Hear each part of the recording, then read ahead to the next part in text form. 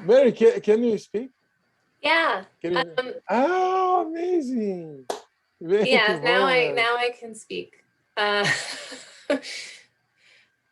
Bears, do you want to start? Okay. And yes. Sorry, this has been a very confusing start to an event. I'm so happy to see you all here. Very excited to welcome artists from Brazil to this event that we're co-hosting between ONCA and the Amotrocio Artists and Cooperative. My name is Persephone Pearl. I'm a co-director at ONCA. I'm just give a little description of myself for accessibility, because this video is going to be shared on the ONCA website after the event. I'm a white woman in my 40s, wearing a jacket and a hat, short hair. Yes, so just a little overview of the event before I pass on to the researchers and artists to say more.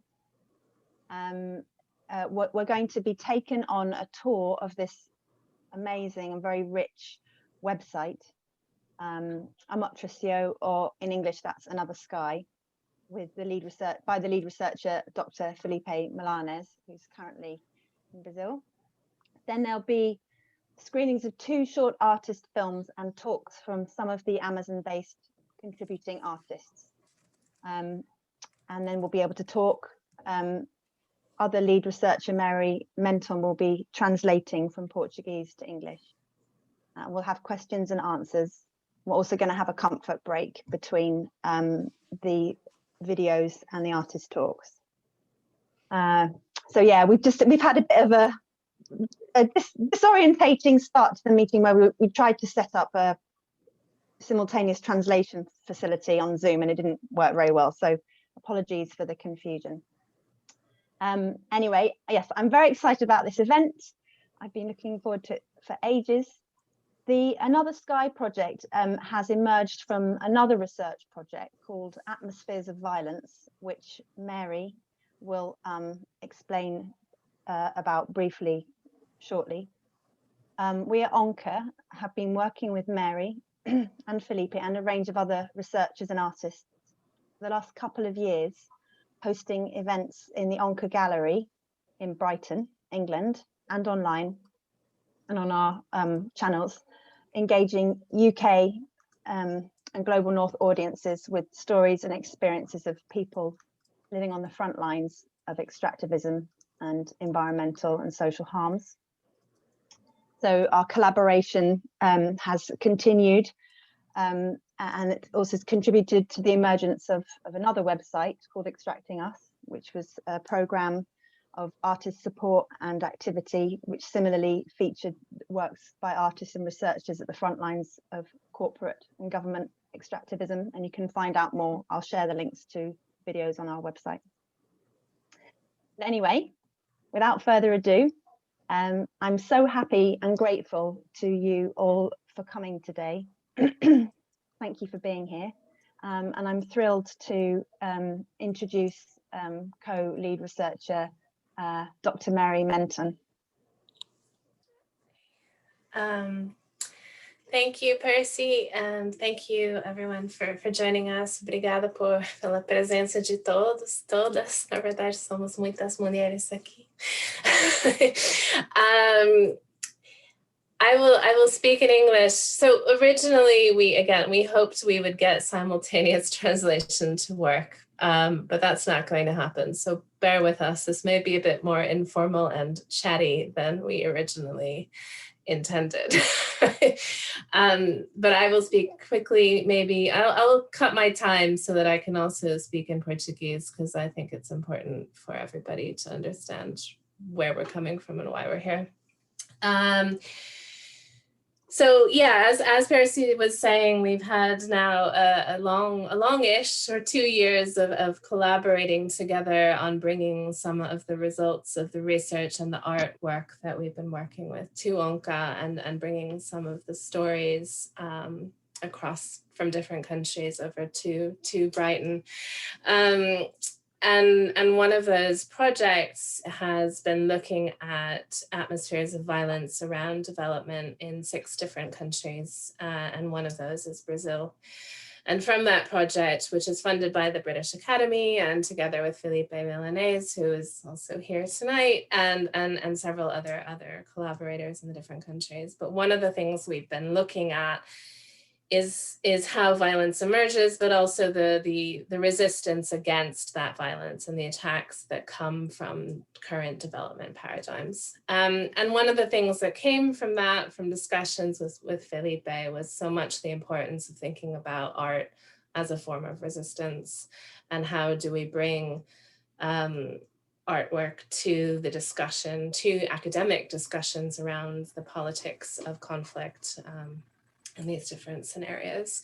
I don't want to talk a lot because I want to leave as much space as possible for the artists themselves to speak, and for Felipe to be able to show us, give us a tour of the website. So together with the artists and collaborators in Brazil, we, back in December, launched the website Outro Céu in Portuguese, and now we're here today to launch it in English and share it with you.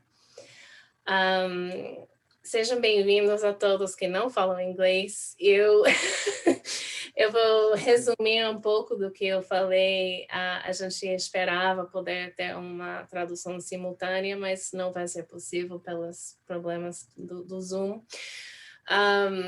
Mas basicamente esse projeto, como vocês sabem, né, isso sai de um processo, de um projeto internacional de atmosferas de violência, que a gente vem desenvolvendo em 6 países, Brasil sendo um delas.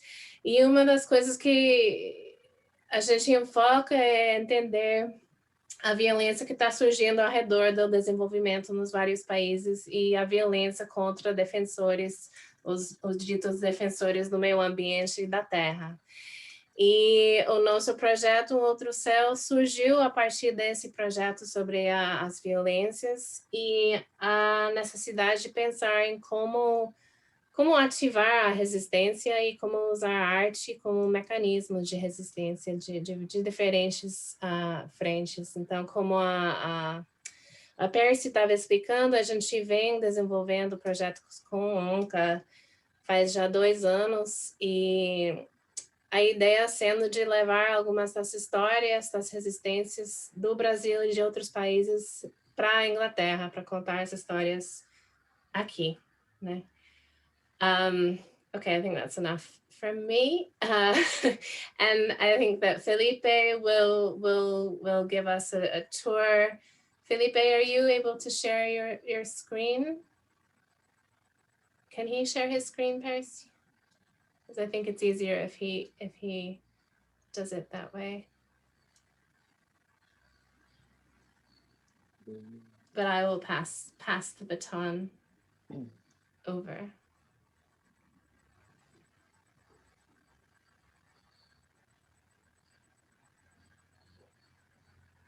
Yes, is it working? Yeah. Well, first of all, thank you so much, Percy, for supporting us again. Here, it's really important for us to have the chance to speak abroad. You all know that Brazil is under a very difficult situation.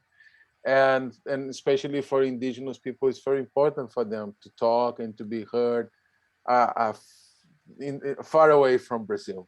Today is a very important day to us. Yesterday was the National Indian Day, o Dia do Índio, where there were like many events.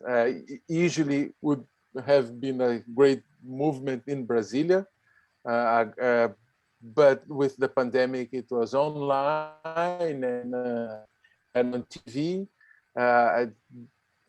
yesterday, some of the films from the project Another Sky was in the public television here in Bahia, and will still be in the public TV for the next weeks. And that's fantastic, because the voice of indigenous artists being shared to the public and to the audience here in the state.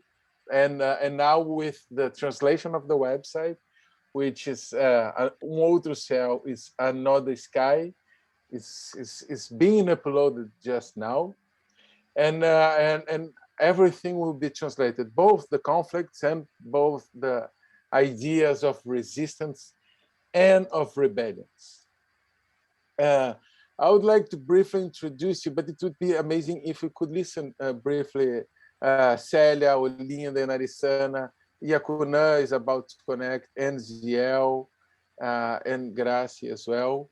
Last year, while we were working with the mapping of the conflicts, and Brazil has been a very violent country since the arrival of Bolsonaro, as you can imagine, in the presidency.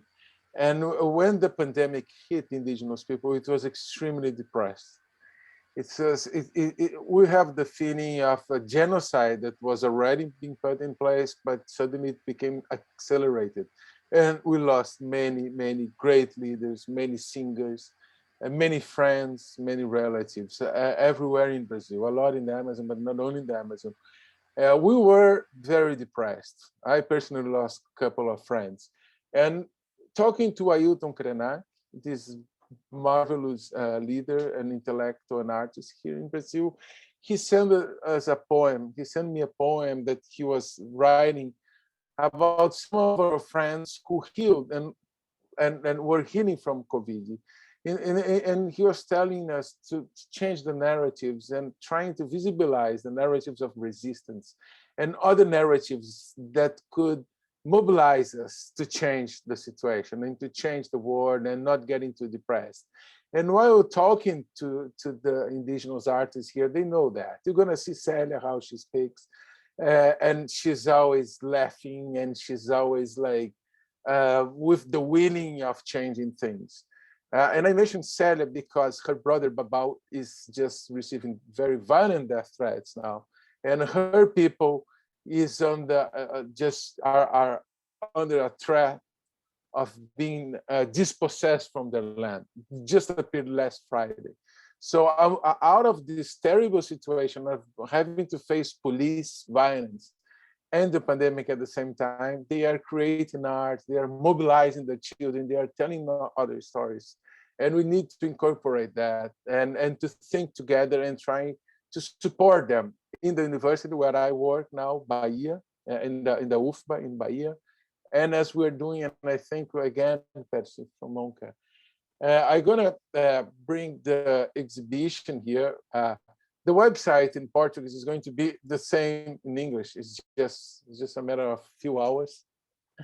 And you are invited to share and look and take some time for it. This is the work of a Gavião from Pará, Krita artist. They lost some very important elders from coronavirus, and they are under amazing pressure from extraction of natural resources from Vale and other big companies. Surui singer from the state of Pará. Ziel, we're gonna see his film very soon. And this is the poem from Ailton. We have it translated. It's so beautiful, Another Sky. And this, I'm gonna invite Célia to talk about the mantle. And is it correct, Percy? And then we'll keep. I invite then Arissana and Yakuna. Célia, eu estava falando de ti, apresentando um pouco o projeto. Aí eu vou fazer o convite para se apresentar brevemente o trabalho, de onde que você vem, e agradecer muito a tua presença, Saninha. Aí depois eu faço para a Arissana, aí a Olinda, a gente vai ver o filme da Olinda, depois a gente vai fazer um intervalo e vai debater. Mary, if I miss something, please correct me.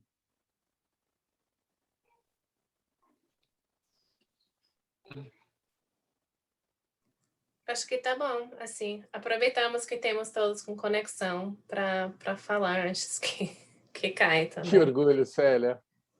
Primeira exibição da Célia na Inglaterra.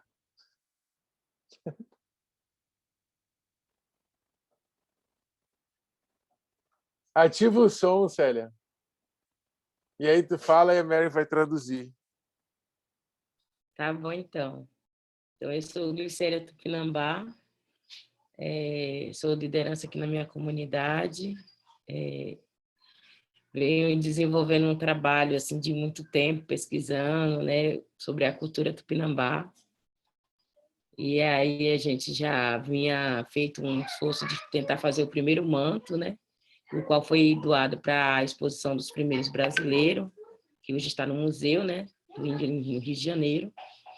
E aí eu tive uma viagem, né, para a França, e lá eu conheci um manto tupinambá na reserva Quebra-Ali, e aí eu pude vir de lá beber dessa fonte, né?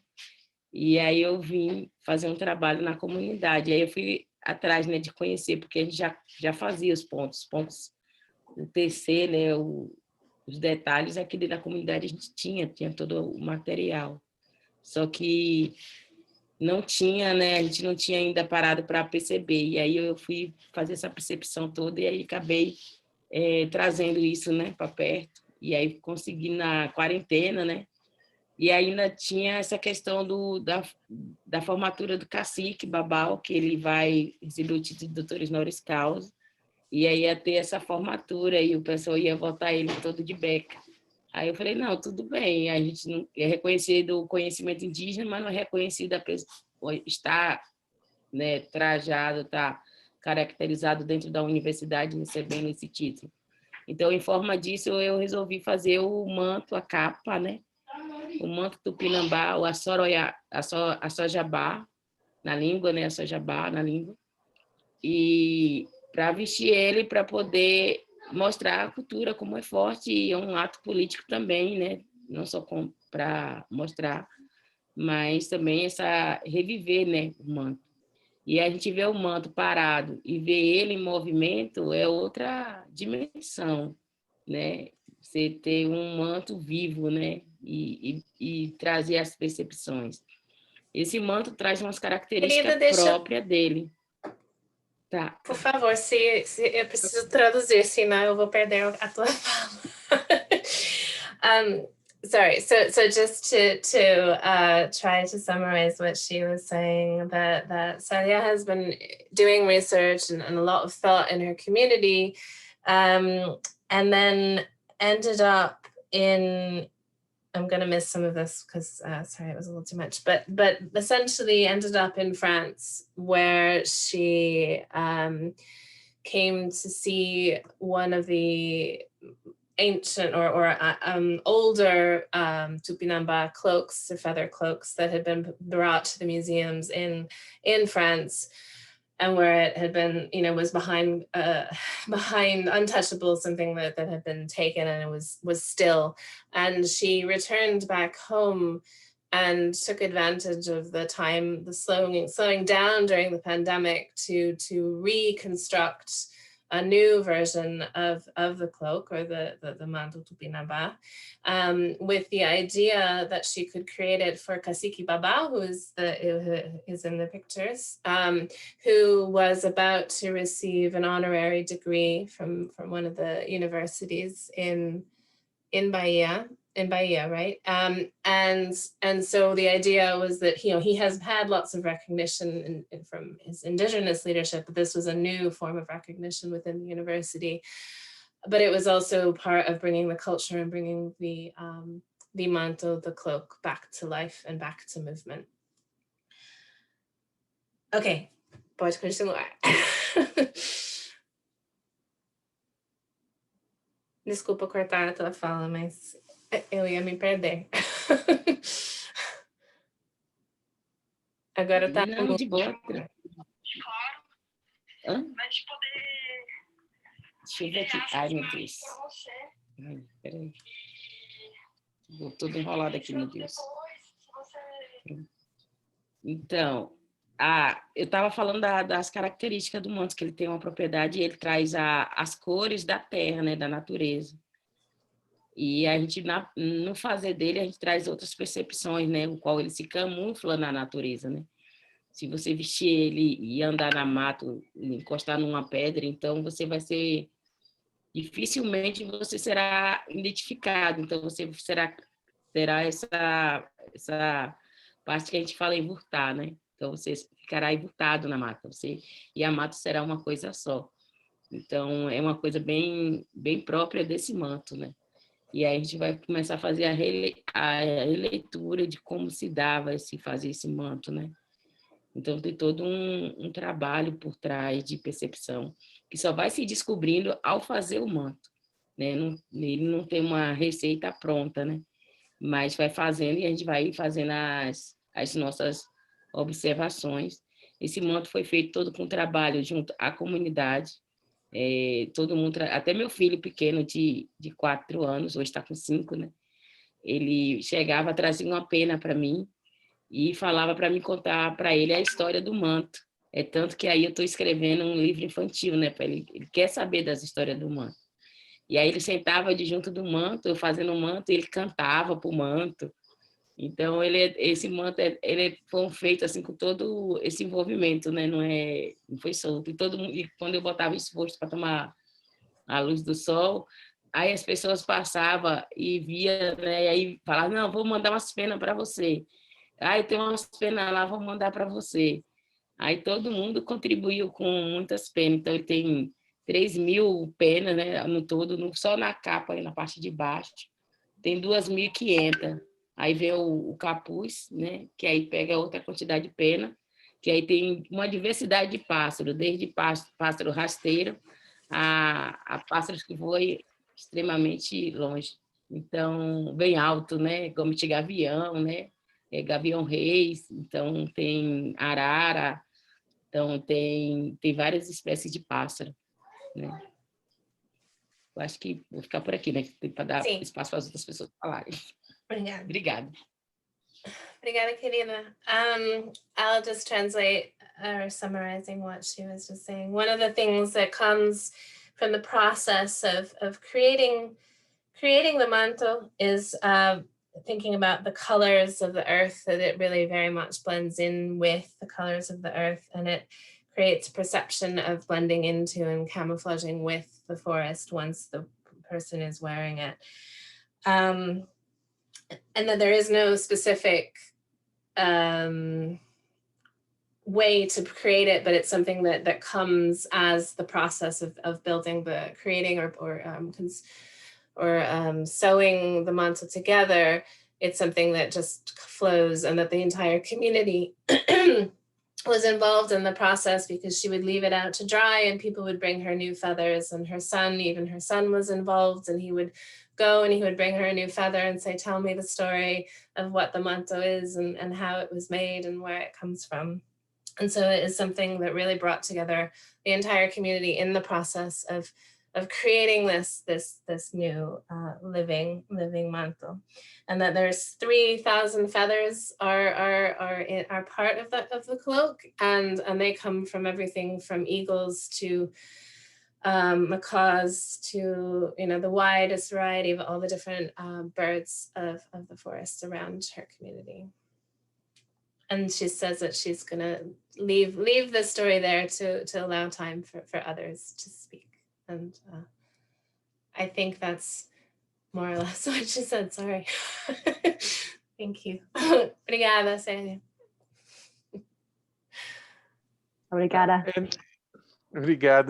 It's important to say that in the project, as it is, we try to connect to see art where there is war.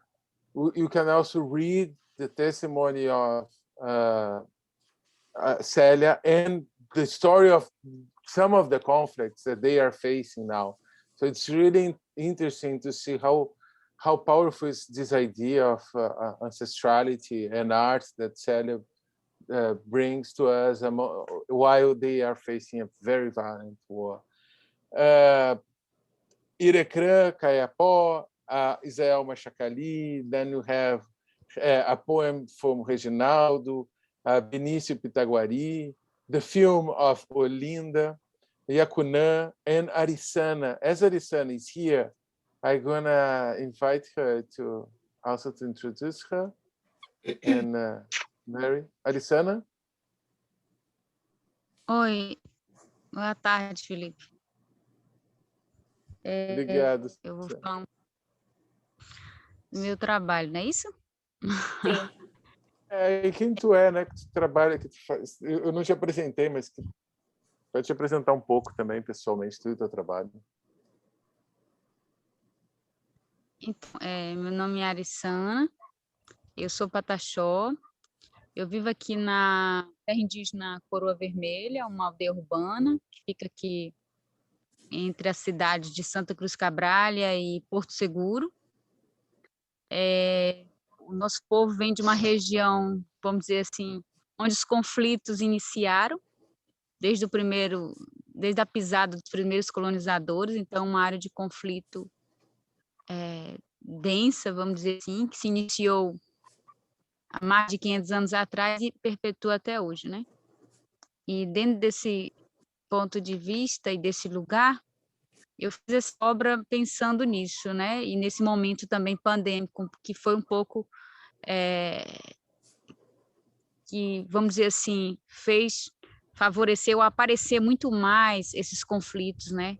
Em algumas regiões, por conta do número de mortes, né? De muitos indígenas que veio nessa pandemia, né?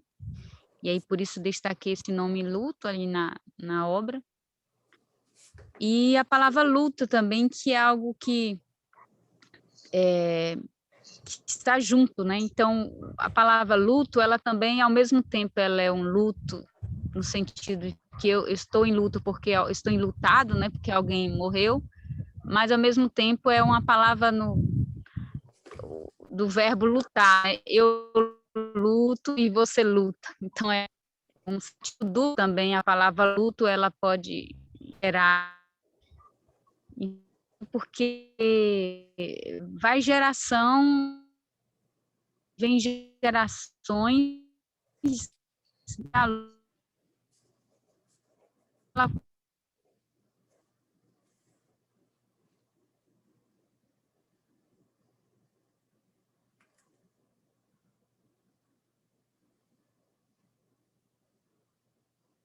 Mary, can you maybe translate? Yeah, while, okay, I think, Arissana sorry, I wasn't is sure not if that was my connection or hers. I will translate while her connection has gone.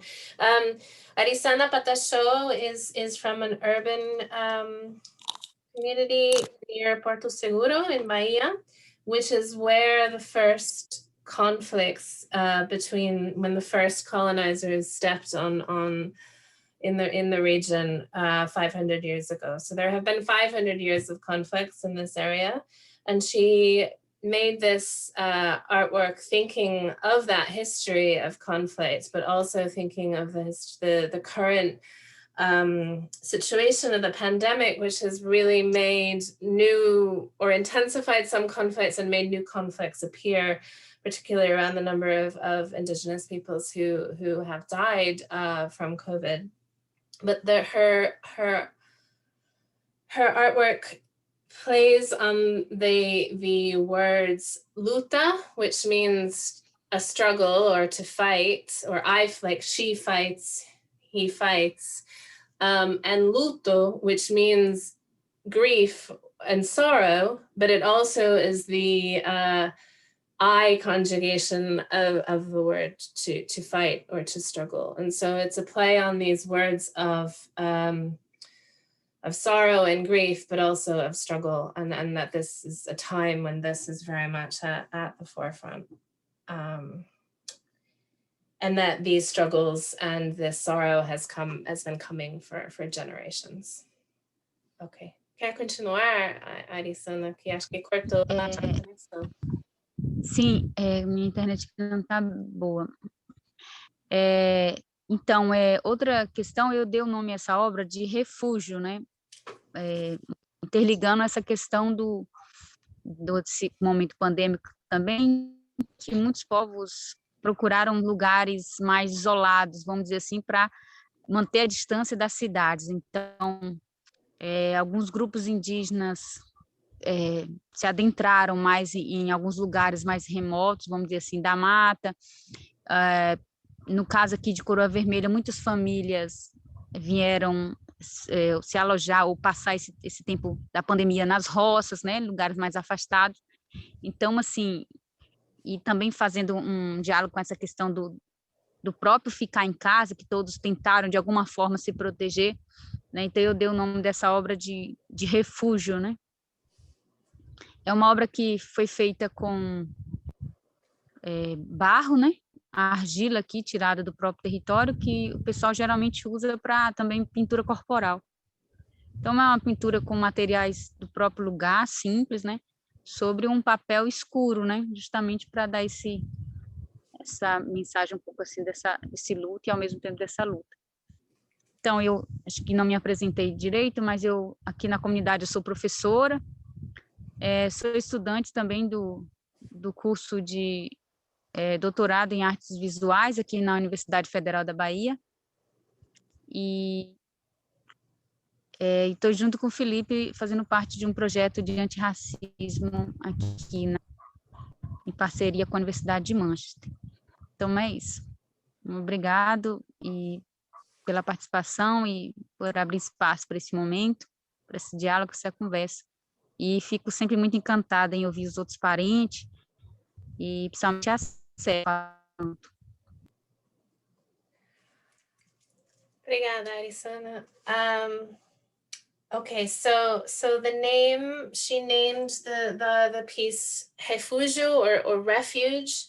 Again, thinking about the times of the pandemic when a lot of indigenous peoples and communities went and sought refuge either further in the forest or in the areas further away from urban centers, in their fields, as they could manage to get to keep themselves safe, and also others trying to stay at home and find refuge in their own homes. It is, the materials of the artwork is dark paper with clay from the lands of her community. And she's also just said that she is both a teacher, and she's also doing a PhD at the Federal University of Bahia in arts, and part of an anti-racism project with the University of Manchester together with Felipe. And she's thankful for the space to be able to be here and to be together with her the other Indigenous women in the room here and the space in general in the project. And I think that's it. And thank you, Arisana, so much for your contribution.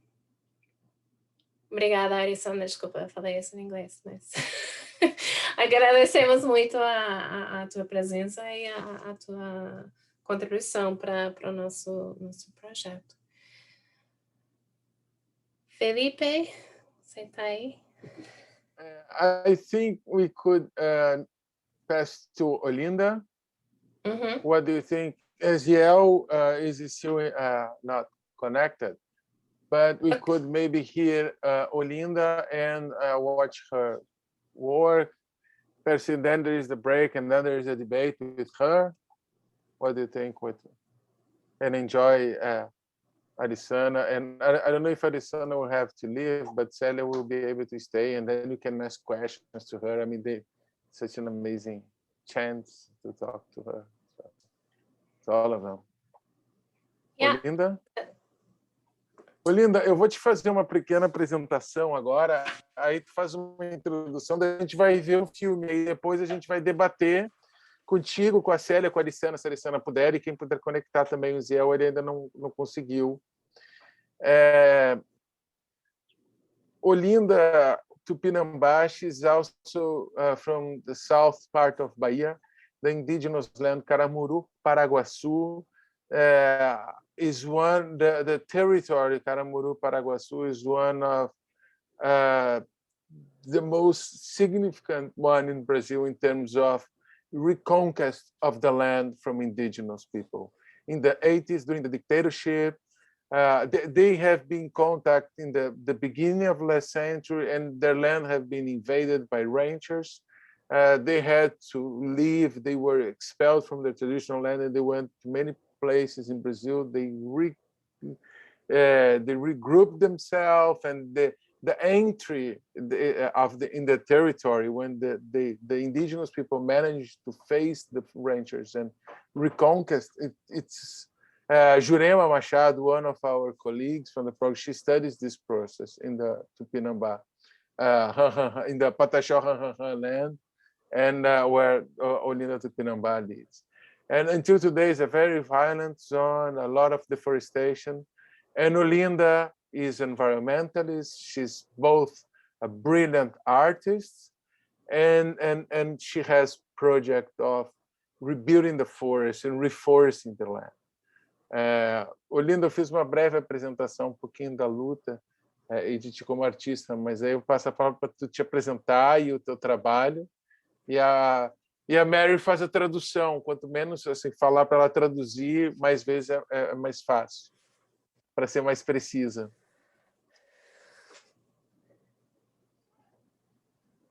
Tipo, fala um pouco e pausa, talvez, sabe? Certo. Boa tarde a todos. Eu acho que o Felipe já me apresentou, então eu sou Olinda Tupinambá e desde 2015 venho trabalhando com documentário e mais recentemente trabalhando também com performance e arte visual. Então, o equilíbrio, ele foi um produto que surgiu a partir desse projeto, né, Um Outro Céu. Então, eu tinha alguns trabalhos que estavam prontos, que eu fiquei com vontade de submeter, mas, ao mesmo tempo, o Felipe me incentivou a produzir uma coisa nova, né? Ele me falou, você tem coisas aí maravilhosas, mas faça alguma coisa nova, né? Pensando no que está acontecendo agora. E aí foi quando eu comecei a pensar em usar uma entidade que é a Capora, que é a mesma entidade que eu utilizei no filme Capora Chamado das Matas. Então, Equilíbrio, ele é um documentário que, na verdade, ele faz uma chamada, né? Sei lá, uma tentativa de despertar a humanidade em relação a nessa nossa relação com a natureza, né? O que o que vemos fazendo com o planeta, que é o único planeta que a gente vive e que, ao mesmo tempo, a gente não cuida como deveria cuidar. Então, na verdade, é para chamar atenção para as questões ambientais. E aí eu faço a relação com essa questão do desmatamento, né, que a gente viveu e tem vivido muito fortemente aqui no Brasil, principalmente depois do governo Bolsonaro, que, né, estimula, né, o desmatamento, o agronegócio. Então, a obra fala muito dessa relação dos povos indígenas com a natureza a partir da entidade e traz muito fortemente essa chamada, né, de tentar despertar de consciência para a humanidade, para pensar um pouco melhor sobre essa relação que a gente vem tendo com o planeta Terra. Ok. Obrigada, Linda. Eu vou... Sorry, it's not English. Okay, so yeah, Olinda was saying good afternoon and thankful to be here. She has been working since 2015 on documentaries and performance art. And her video or her film that we will watch shortly is called Equilibrio or Equilibrium. Which came about as part of of our project, Un Outro Céu. And Felipe asked her, don't send us something you've already done. You've done such great things, but do something new to reflect on what's going on at the moment. And so what she has done is built upon another longer film that she has had developed, Caipora, and she used one of the characters or the figures from that in this new film Equilibrio as a way to essentially a call to wake up to humanity about our relationship with nature and what we're doing to the planet, and thinking about environmental questions around deforestation, extractives, etc. And I'm thinking in this context currently of Bolsonaro, who's really essentially incentivizing deforestation and destruction. And what do we need to think about, and how do we change that relationship that we have with the environment? And so this video comes as a call to wake up and have a different consciousness, a different way of interacting with the environment. Ok. Obrigada, Linda. Eu acho que mais ou menos consegui resumir o que você falou. Felipe? Should we watch her work? Or Percy, do we need a break now? I don't know what time it is. I can't see my... Yeah, it's 10 to 7. We work well. The shape of the event has gone a little bit differently because we've heard from 3 artists, and not watched the films yet. So I don't know. It feels like it's quite kind of free running. Maybe people could just kind of take responsibility for their own sort of well-being, because I feel like we're kind of running a little bit ahead of time, maybe. Okay, so let's the film. Yeah, I think okay. So. Yeah, everyone okay?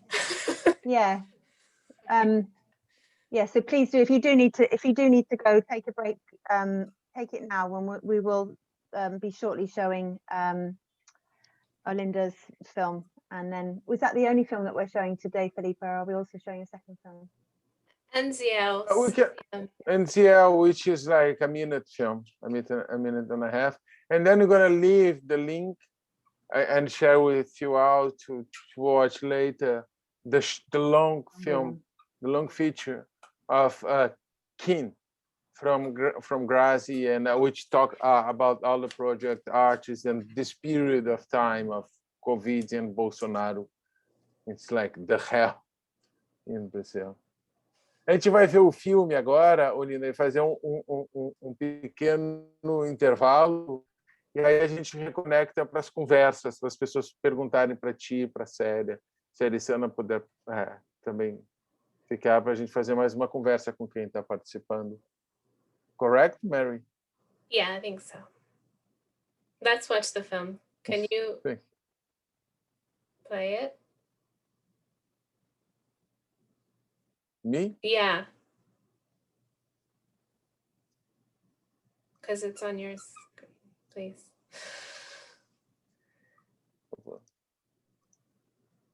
Sorry, I'm gonna open. Sorry.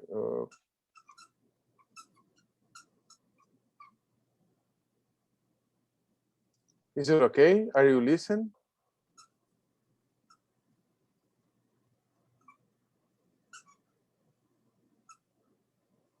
Estamos todos em uma viagem através do espaço.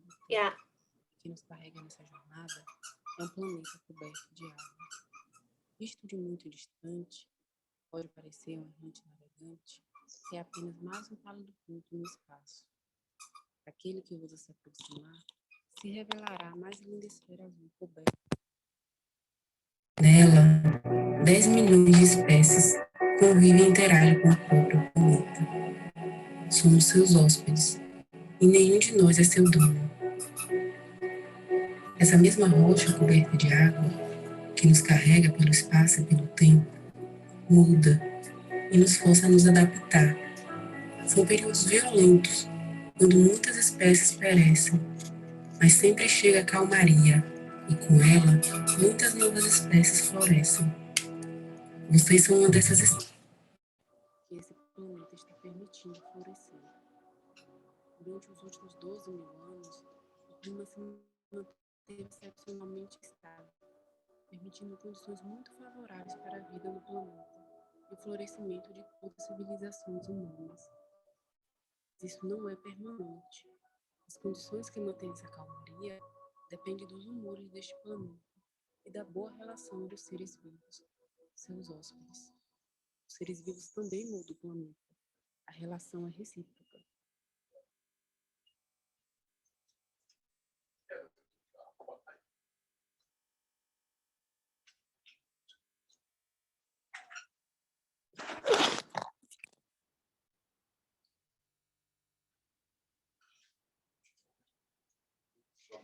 Existe um equilíbrio entre todos nós.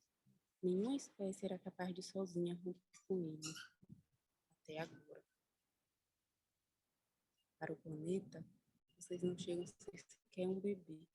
Acabaram de aparecer por aqui. Não tem nada de especial. As mudanças que os conduziram a se adaptar o levou a desenvolver a capacidade de romper com o importante aqui dentro. A essa capacidade, vocês chamam de inteligência, o que eu não necessariamente concordo. Essa mesma inteligência deveria estar alertando vocês para a fragilidade da continuidade de suas vidas, mas parece que realmente não são tão inteligentes afinal.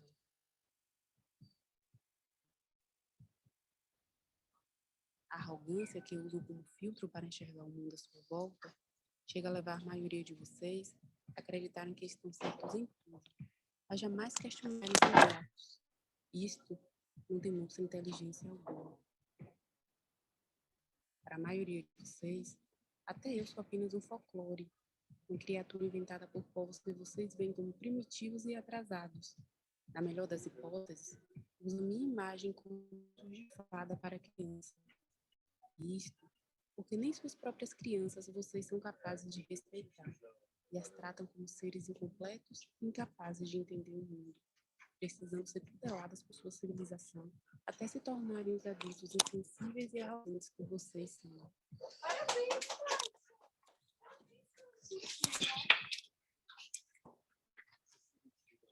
Vocês têm usado essa capacidade de transformar essa questão do planeta onde todos nós vivemos para hostilizar e exterminar com o conjunto de vida do qual todos somos parte.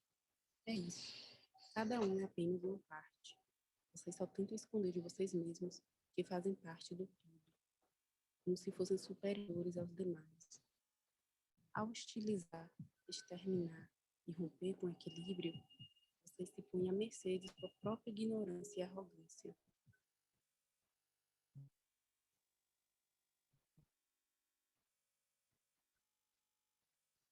Já podemos sentir esta calmaria chegando no fim.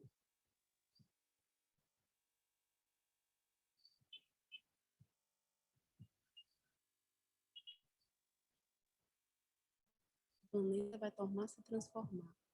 E eu não sei se vocês estão preparados para sobreviver a essa transformação. Na verdade, eu acredito que vocês não sobreviverão. Irão sucumbir nessa próxima extinção em massa. Mas o que está ocorrendo agora? Caiu um novo asteroide, um cometa? Explodiu um supervulcão? Não. Vocês estão desenterrando o carbono que o planeta levou centenas de milhões de anos para prender em suas entranhas. Estão queimando esse carbono e o devolvendo para a atmosfera em menos de um século.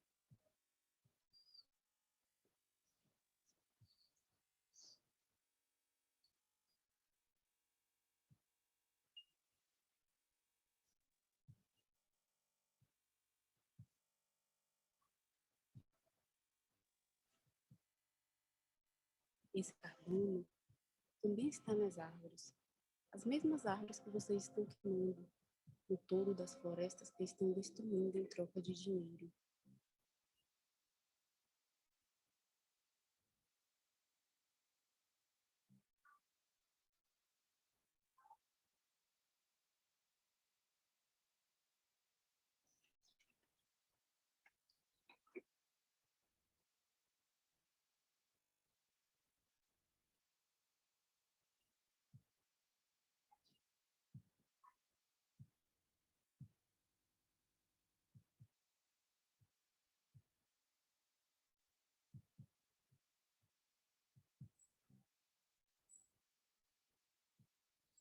Estão destruindo a vida nos oceanos, a mesma vida que devolve oxigênio para a atmosfera. Estão transformando todo o planeta na lixeira de sua civilização. E nele tudo jogam, de plástico, a lixo radioativo, como se existisse um fórum de jogar estas coisas.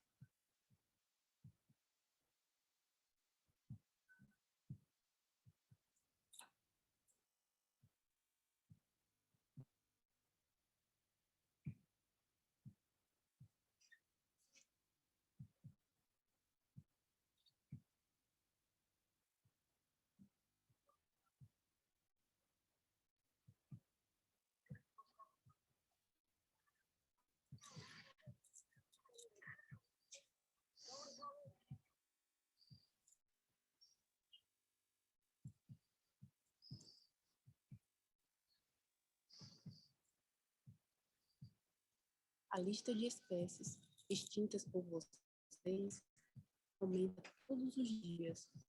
Nesse momento, a Amazônia e o Pantanal estão ardendo em chamas por uma política de favorecimento econômico para poucos, ignorando a insustentabilidade desse processo.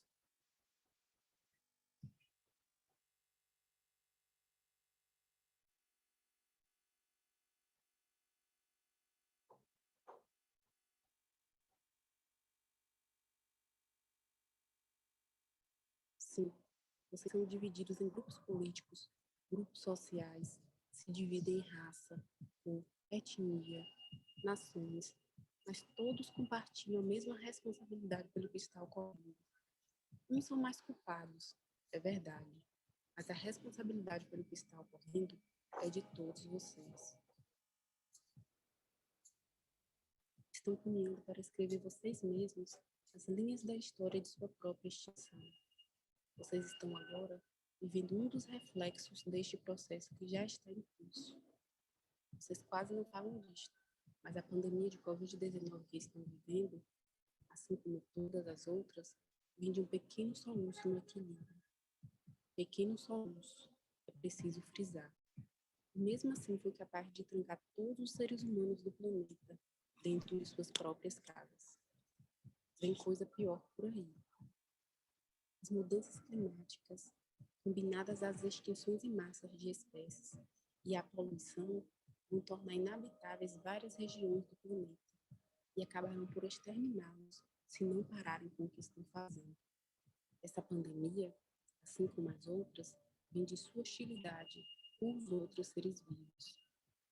Uma vem de morcegos, com os quais vocês não deveriam ter tido contato, mas vocês foram lá na casa deles para destruir.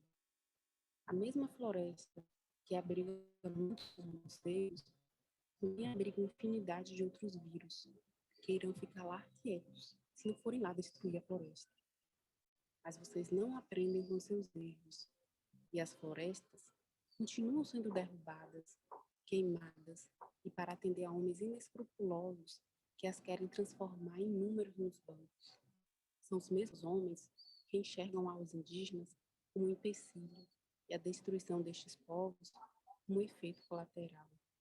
Por sinal, estes povos são os que melhor têm se comportado entre vocês, e as terras sob seus cuidados são as mais bem preservadas no planeta. As florestas que são destruídas têm seus espaços roubados para a produção de soja, que vai servir para alimentar animais que vocês confinam em sofrimento, para engordar as contas bancárias de seus donos. E esses donos são apenas peças desta civilização predatória, que quando finalmente conseguir acabar de vez com calmaria, irá perceber que dinheiro não se respira, não se come e tampouco tem o poder de manter a sua existência.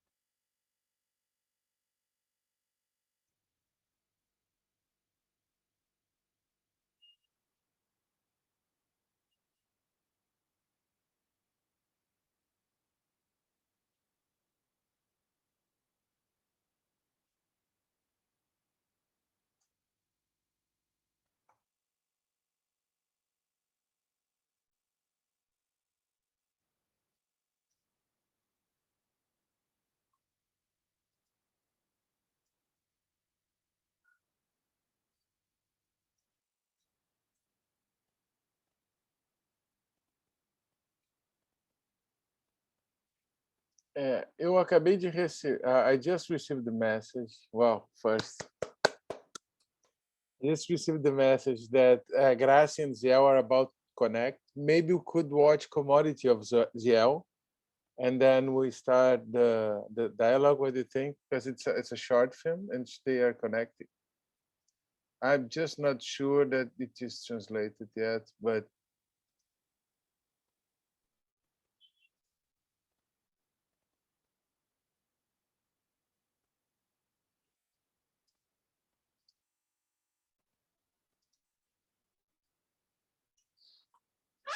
quero aqui invocar a força da nossa ancestralidade e a resistência de nossos antepassados para pedir permissão para falar em nome dos povos indígenas do Brasil. O governo federal cuida da saúde indígena de quem está em áreas indígenas, que está na aldeia. Os incêndios acontecem em todo o leste da floresta. Então, os nossos índios de área urbana estão sendo cuidados, assim como toda a população vulnerável no Brasil estão sendo cuidados. Onde o caboclo, o índio, quem nos usados, quem suas sobrevivências. Eles continuam a quando os índios morreram, nós temos quando os índios morreram.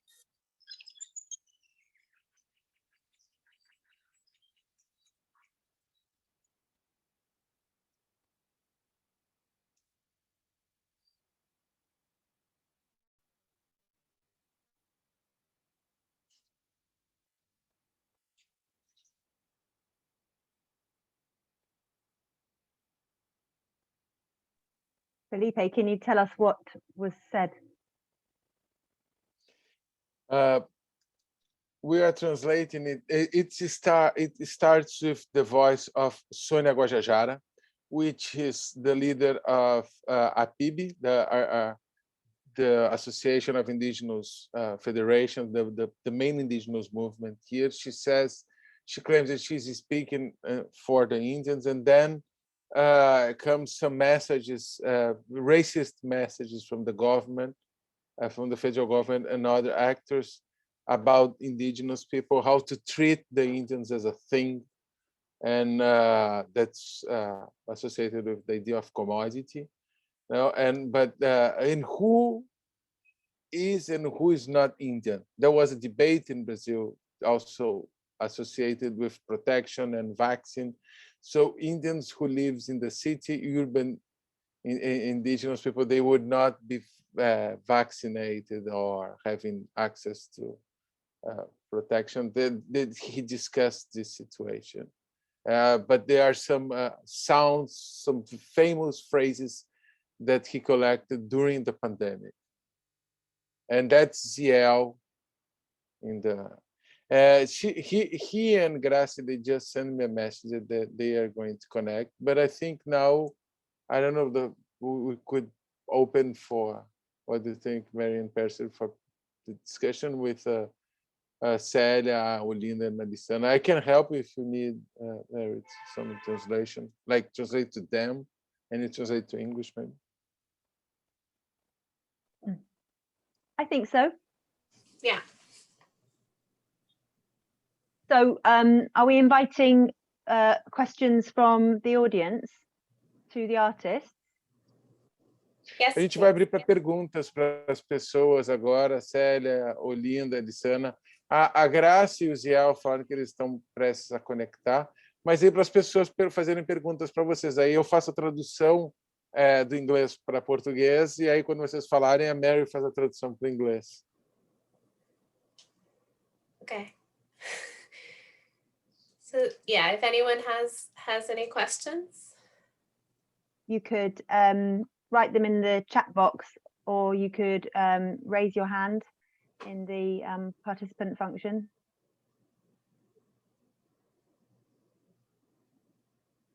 I've got a few questions, I think, but they're not specifically, they're not for specific artists. So I'm not sure if this is the right point for them. Do you think is it better to keep sharing your screen, Felipe? or to, No, I'm gonna no, Okay, yeah. that's better, But so we can see. let me just introduce maybe Ziel, who just connected, and Graci. oh yeah, they're here. Ziel, Graci, bem-vindos. Que orgulho. Olá. Eu vou apresentar vocês brevemente, e aí vocês se apresentem. Graci, she's an indigenous a filmmaker, guerrilla filmmaker, warrior, from the indigenous people Kaiwa. She's married to Alexandre Pancararu. They are a couple of indigenous filmmakers, amazing, and they part of the indigenous movement in the Northeast. Ziel, he's an artist and also documentary and also filmmaker and performers. Both of them directed. They were in co-direction with this TV show that was screened yesterday in Brazil and made like a huge audience. We talk about millions and millions of people were watching them. Graci e Ziel, muito obrigado por terem vindo. Se vocês se apresentarem brevemente, a Mary comenta, aí a gente vai abrir para uma conversa para as pessoas fazerem comentários e perguntas para todos os artistas. E que orgulho estar com vocês aqui. Parabéns, viu? Obrigada, Felipe.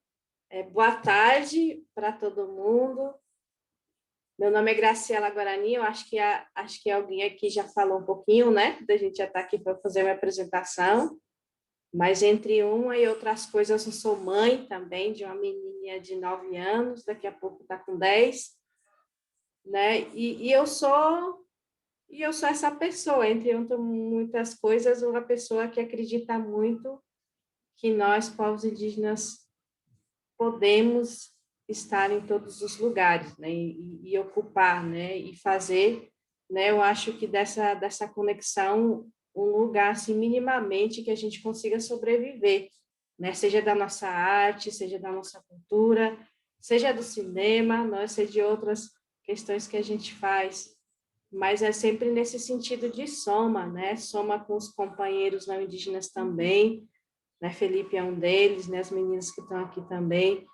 E eu acho que é isso, né? Assim, em poucas palavras, né? O que eu sou, o sentimento que me move, né? De estar nesse mundo e de estar com vocês também.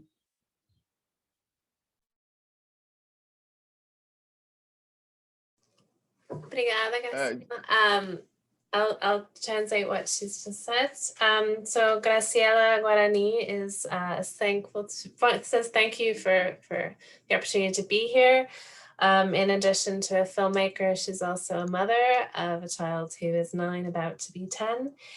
And more than anything, she's expressing that she feels that it's important for Indigenous peoples to be in all different spaces and to be present and to occupy different spaces. And that in order to survive in these different spaces, that we all need to unite and to become better than just one individual, but to become a sum of parts, a sum of movements and peoples together.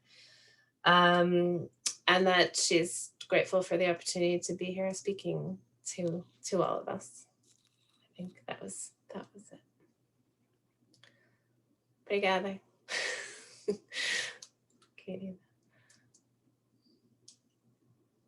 Is Ziel online here? I think he's. Yes.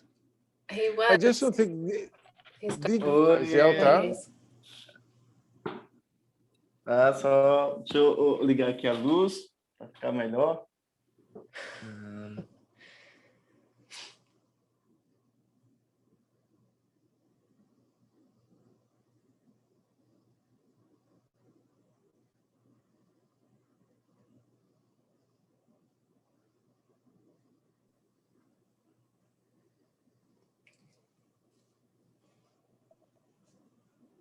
Tudo certinho? Estão me ouvindo?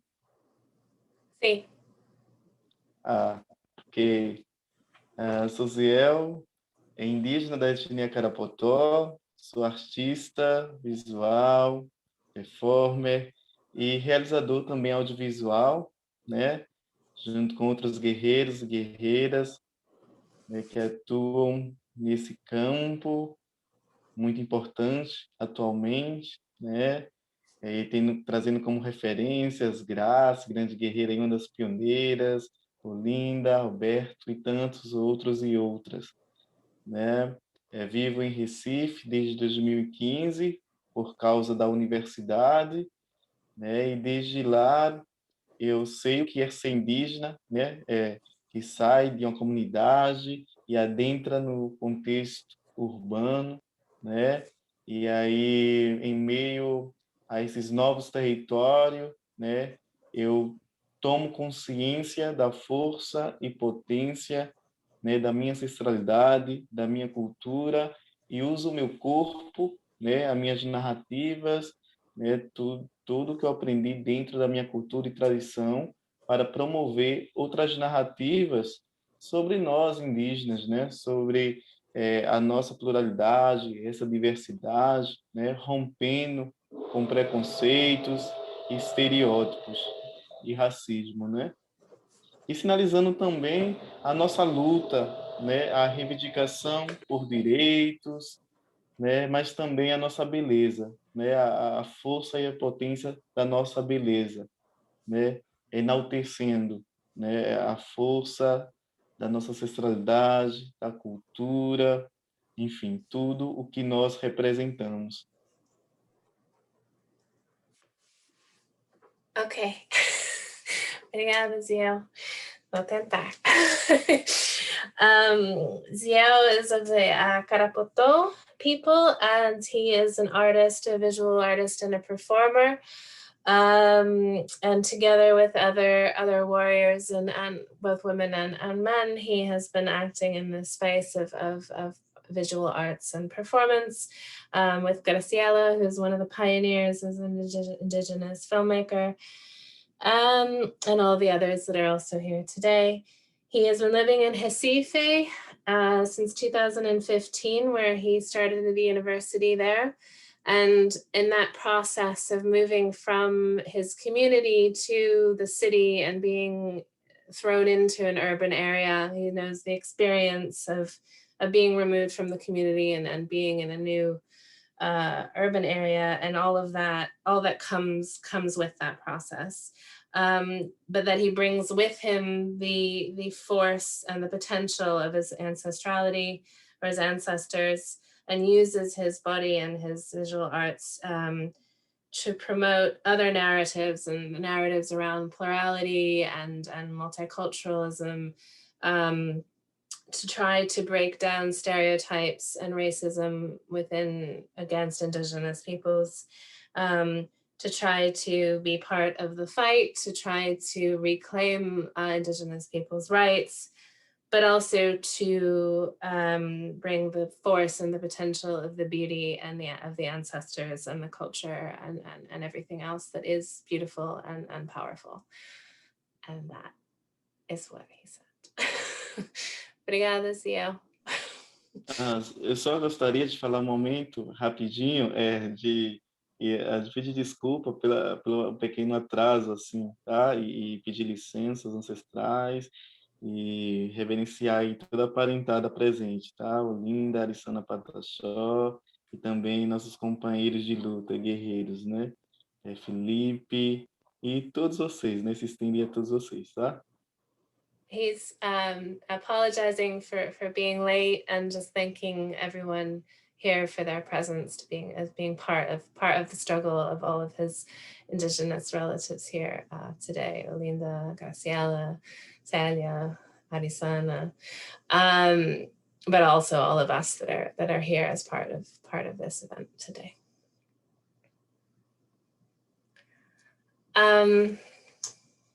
Should I ask one of the questions that came in through the chat? Or Felipe, did you want to say something before? No, I think we can just facilitate, the meeting. Yeah. One question that came in was the manto Tupinambá used for the official event at the end for Babau? A primeira pergunta que está na lista que eu estou vendo, a Célia, é se o Babau chegou a usar o manto no evento oficial da universidade, como foi essa experiência dele?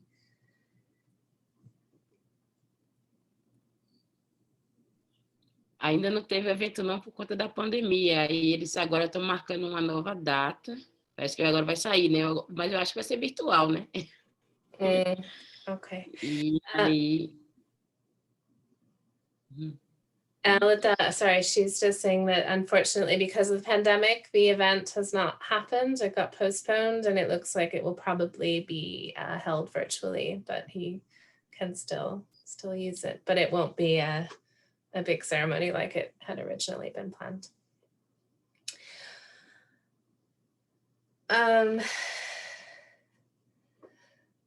The next question, I wonder what it means for you as artists, academics, activists to bring your work to this new audience. What are your hopes? How is this different to sharing your work with indigenous communities or Brazilian audiences?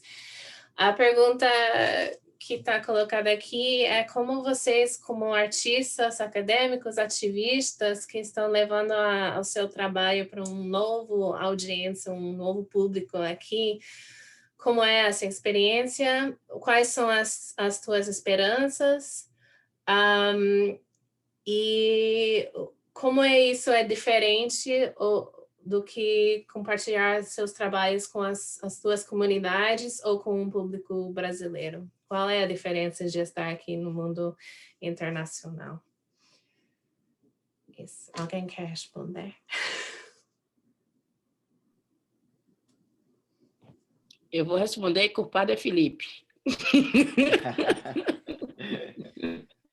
Só o Felipe, pessoal.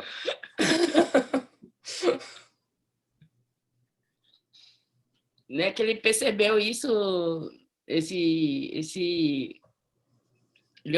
teve esse olhar, nessa sensibilidade, ele, Jurema, e ver os trabalhos da gente, né, e fazer um projeto tão belíssimo que a gente, para mim, foi muita surpresa. Eu acho que nem falei isso para ele ainda, né? Mas eu vou falar agora, te olhando aqui, ó.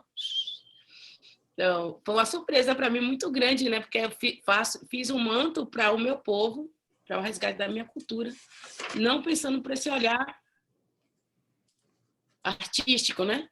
Não para o mundo, não para isso. Eu não sabia desse tamanho, a proporção que o manto ia ter, né? Eu fiz apenas um manto para um objetivo bem simples, né? E aí eu passei a aula, né? Fiz uma aula com o Jurema, passei e ela gostou. Eu nem acreditei nisso, né? Quando ela falou, sério, é lindo, é maravilhoso. E isso agora repercutiu em torno de eu estar fazendo fazendo mais outro manto que vai ficar na exposição, que vai para a exposição da Funarte em Brasília, que vai ser no dia 16, né, de setembro, e vai ter a itinerância que vai para o Porto Seguro, para a Casa da Lenha. E eu nem sabia desse tamanho, dessa proporção, mas assim, eu vi o manto e ele também, Felipe, é culpado, que ele me apresentou umas amigas maravilhosas, a Patrícia, né? E Mariana, e aí a gente conversou, saiu um texto belíssimo, nossa, incrível, eu fiquei assim muito encantada de falar do manto, né? E o manto veio se desenvolvendo, como ele é uma personalidade própria, ele é um ser próprio, e ele vai agregando pessoas no caminho, né? Ele vai se aconchegando, né? Vai se espalhando. E é uma arte que eu não tenho o domínio, né? Assim, para dizer assim, é uma arte, tem isso, tem aquilo, não.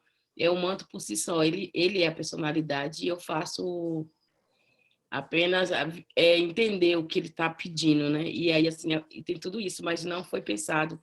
Mas foi incrível a resposta do público, né? A resposta das pessoas para esse olhar, porque a gente não tinha essa percepção. Eu fiz especificamente para uma coisa bem, bem pequena, pensando pequeno para o meu povo, o resgate do meu povo, dos fazeres, da língua, né? Da revitalização da língua, mas voltada mesmo para o fazer da comunidade. e ganha uma proporção muito maior do que eu esperava, né? E está sendo incrível, estou adorando.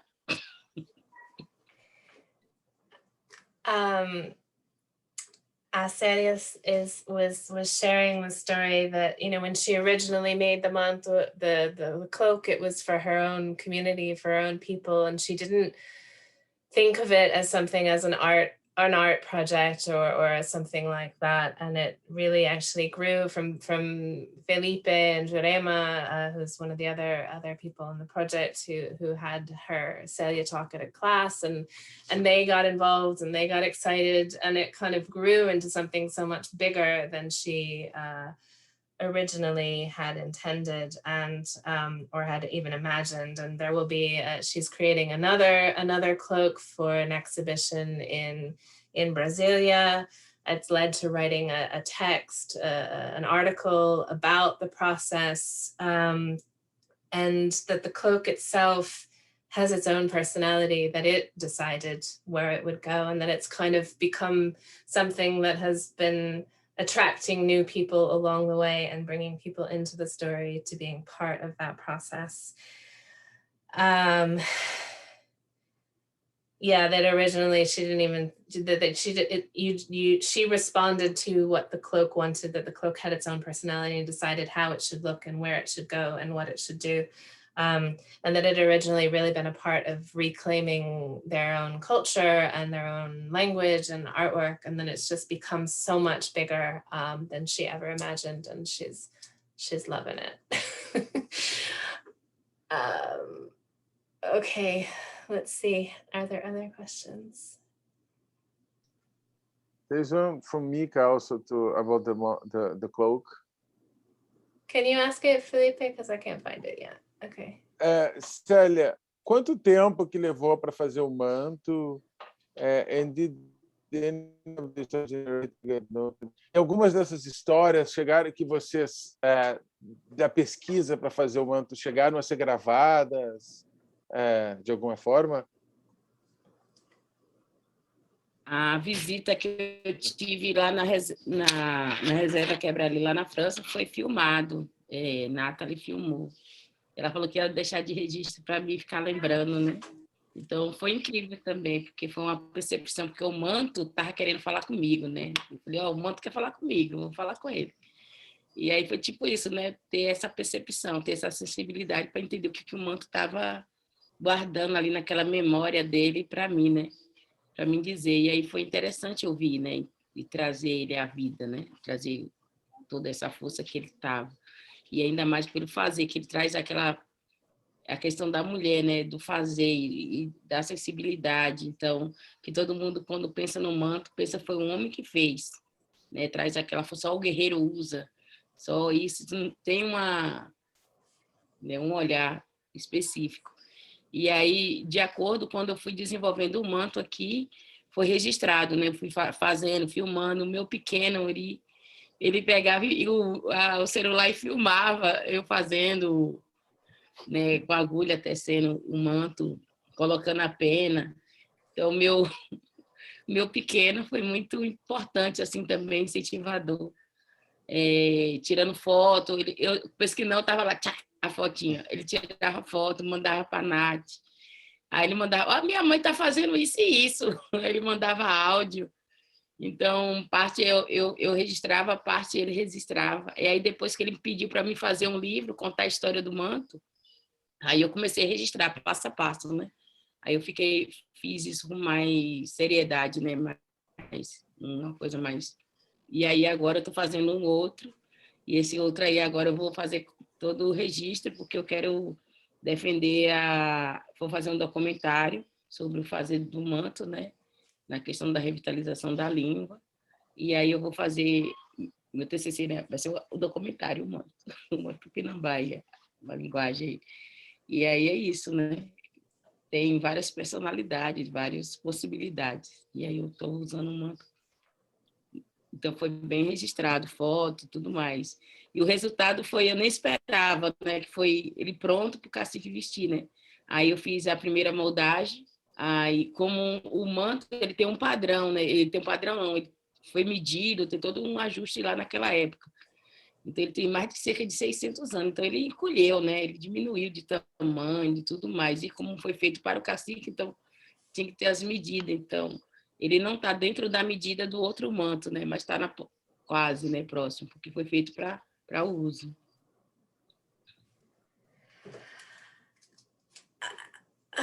Eu não vou conseguir fazer justiça a tudo que você falou, mas eu vou tentar.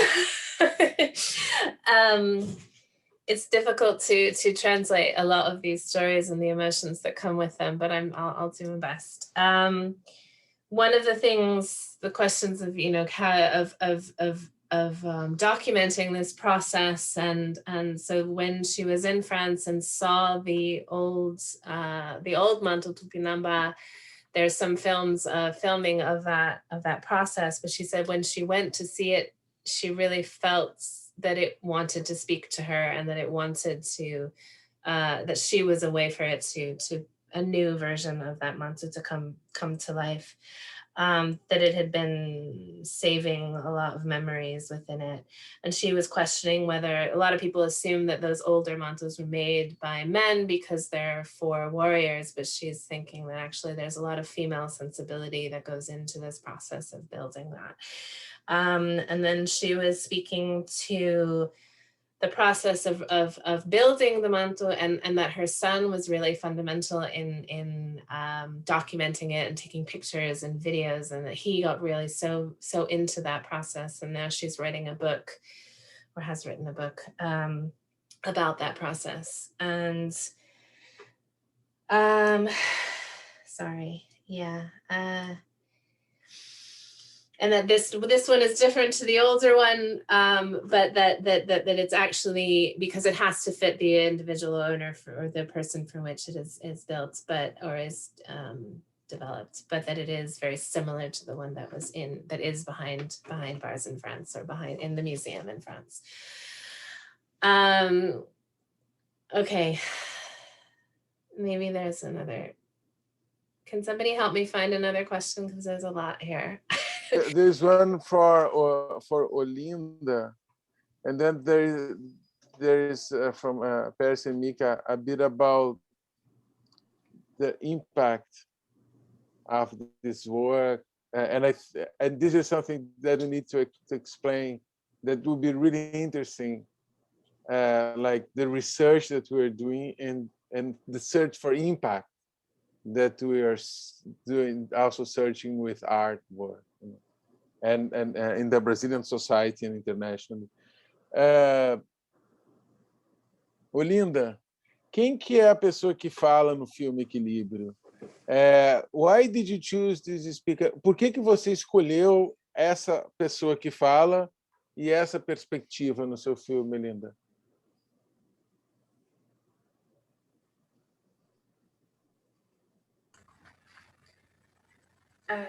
Quem fala no filme é a entidade, né? Então, assim, eu estou representando a entidade, que é a Caapora, e na cosmovisão indígena, a Caapora, ela representa a entidade que é responsável por manter o equilíbrio entre nós, seres humanos, e o meio ambiente, né?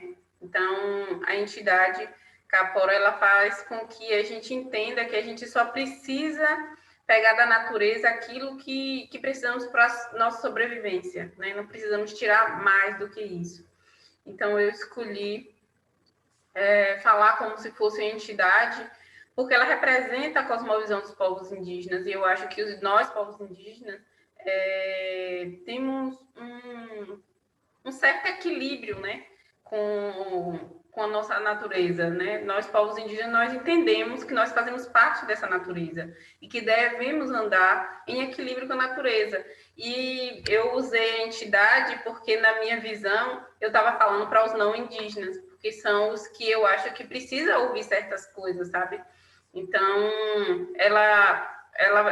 o discurso, né, da Caapora, ela acontece de uma forma muito enfática, né? Que são vocês que estão em desequilíbrio, né? Que estão destruindo a natureza. Então, era meio que um chamado mesmo, uma tentativa de despertar um pouco a consciência das pessoas para essa relação, né, entre nós, seres humanos, e a natureza. Obrigada, Olinda. Her response is that the Kaipora is an entity or a being in indigenous understandings where it's responsible, the Kaipora is essentially responsible for maintaining equilibrium between humans and the environment.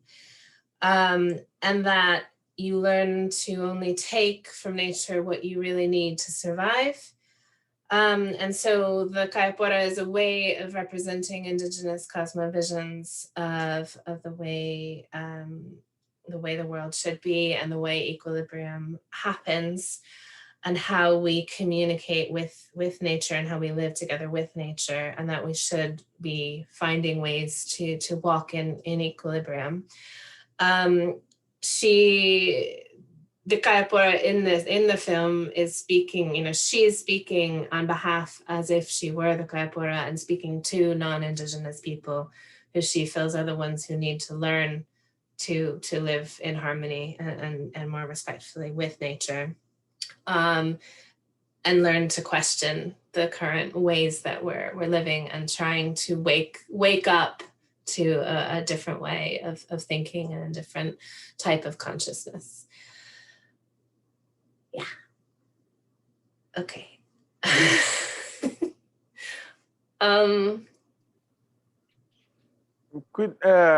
We could ask Ziel about his film, but I think we could do like a round from these questions from Mika and Pers, because it would be great to listen to them as indigenous artists, activists, and they are very much part of the social movement as well, and in a part of universities.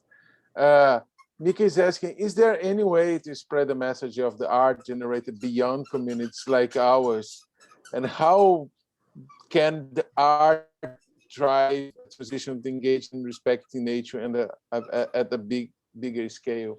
I think this is a very important question, Mika. Our project, me and Mary, we started working about on the subject of violence against environmental defenders. It turned out that in the last years, the environmental defenders who were more subject of violence were indigenous leaders. We saw that in Global Witness' latest report that about half of defenders were indigenous people. So, and I've been working with indigenous people for a longer time. So we decided to understand better violence against indigenous environmental defenders, and this comes in a process of decolonization of universities in Brazil. I'm part of a program of decolonization of universities. There are like 200 or 300 indigenous students in my university, but there are more than 10,000 indigenous students in Brazil universities. So we're trying to engage in a co-research project, researching with them. So mapping and using environmental justice methodologies to map violence with indigenous intellectuals. From 2017, 2018, the indigenous artist movement started to rise in Brazil, coming from indigenous movement. Artists such as Denilson Baniwa, for example.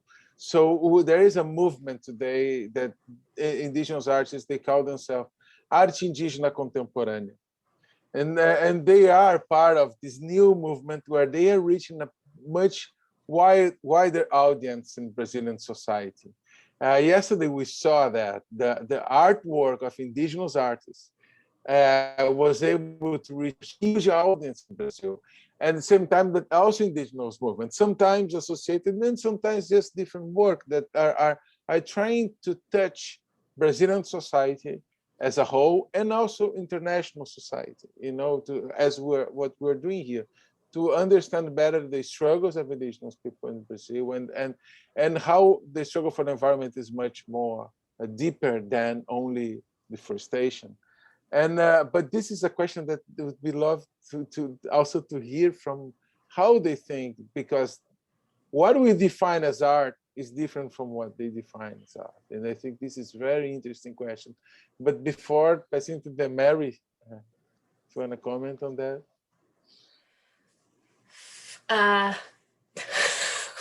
I'm kind of, my brain is in translate mode, so I'm gonna say I'll pass.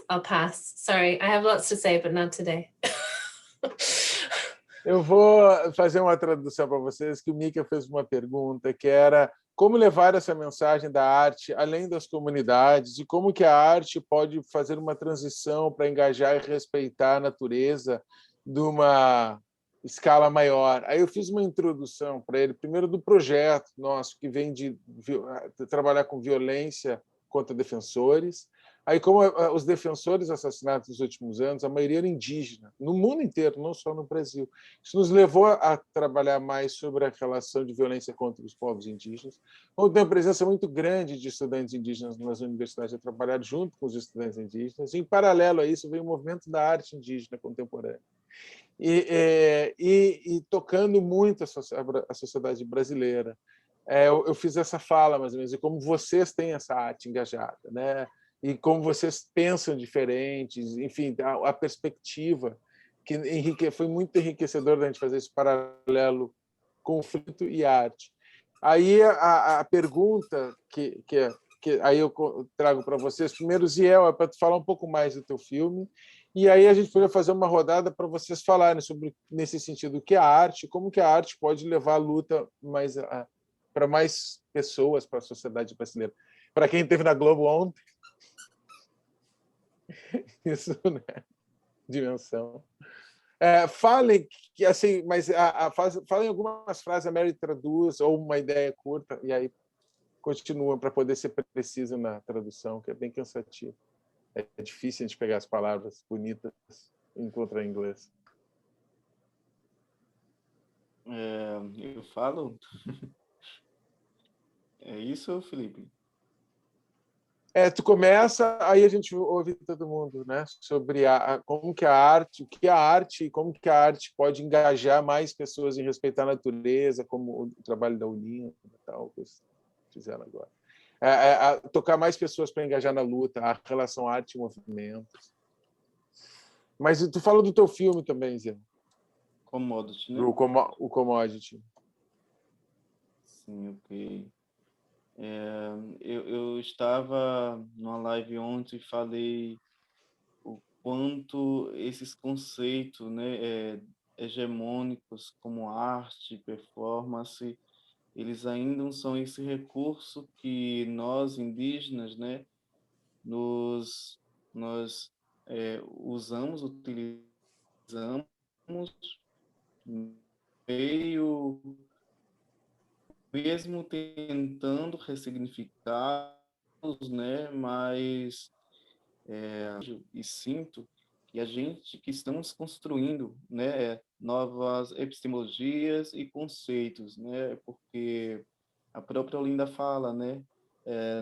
Em caipora eu não nas minhas traduções, né, é que eu utilizo meu corpo, que fazendo-se uma leitura a partir dos códigos, né, não indígenas, é uma atuação, é uma performance e não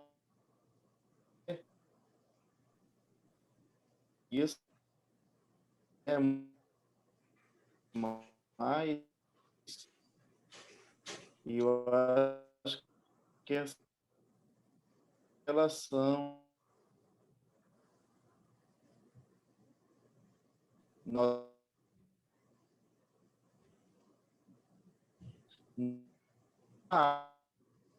esse circuito enquanto instituição, né? Enquanto esse sistema.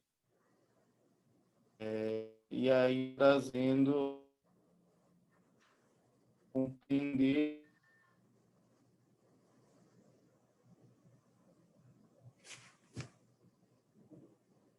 Acho que caiu.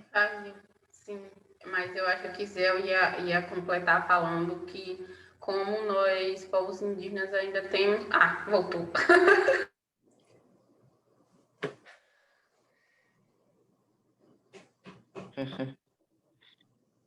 Essa ela tá doida, minha gente. Ele tá bichinho novo.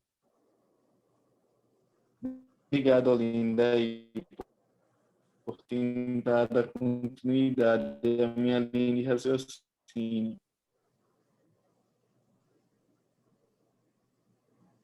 Estão me ouvindo? Mais ou menos. Eu não sei se consegui pegar o suficiente para traduzir. Felipe, me ajuda? Isso. O que começou a falhar, Zé, no final, mas assim,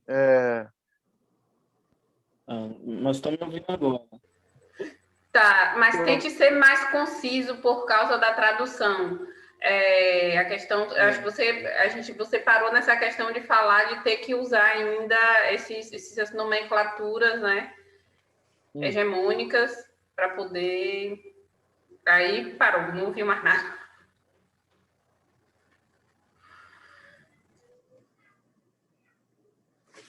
E o vídeo, estão me ouvindo agora melhor?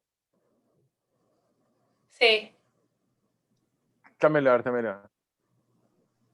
Pronto. Primeiro a iniciar essa discussão com a leitura, né, do que fazemos dessas produções a partir dos códigos não indígenas, né, que às vezes não contempla, né, essa relação de comunicação, né, essas relações de se comunicar. E aí vou falar um pouquinho agora sobre a minha obra, né? E é interessante porque ela sinaliza essa presença, né, de uma juventude indígena que se adentra aí nas universidades e que vem contribuindo, é claro, tendo como referência, né, outros artistas, como já foram citados aqui, outros estudiosos, mas que, né, estamos aí também nesse fortalecimento, né, dessas possibilidades outras. E aí, Commodity, né, a obra, ela apresenta primeiro que é construída dentro da moradia, né, da universidade, da casa dos estudantes, dentro da universidade, onde eu estou, né, até então, desde a pandemia. E aí, né, estar nesse lugar fechado, me comunicando com a minha família apenas pelas redes sociais, e aí sem ter outro indígena, né, na casa. A casa tem que quase 200 pessoas, né? E só tem eu enquanto indígena. E aí está nesse lugar e muitas das vezes falta água, né? Aí falta gás e a gente fica nesse aguardo. E aí muitas coisas me vêm na cabeça, né? E principalmente a falta d'água e ver os caminhões chegando cheios de água, assim, para mim é uma imagem muito emblemática, assim, que talvez eu nunca imaginei visualizar, né? Talvez quando eu cheguei na cidade, em Recife, eu ficava pensando, como assim a gente tem que pagar água, né? Como assim se paga, se compra água, né?